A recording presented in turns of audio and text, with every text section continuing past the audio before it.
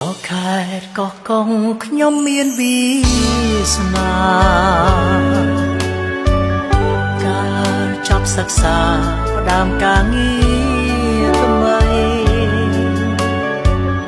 ជា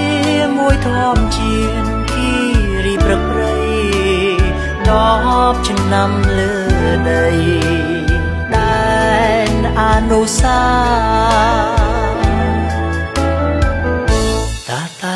តាអុកជីផាជីខនំទុំប៉ាក់ឡងមណ្ឌលសីមាក្រវាញ់ព្រៃស្រោមកោងកាងរុក្ខាល្អដូចរចនាពីសុគាលីនំរិចកងកែបលិចអែបមាត់ប៉ាខ្យល់បក់រំភើយត្រជាក់ហារតីលើងក៏បោះតង់ដាត់ជាប់ដួងใจ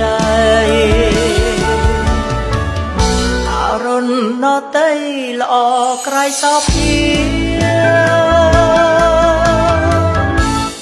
ខេត្តកោះកុងជំរុំព្រឹកសាខ្ញុំស្មោះរក្សាមុំស្រពំងារតែជាប្រយោជន៍ដល់យើងគ្រប់គ្នាចូលរួមការ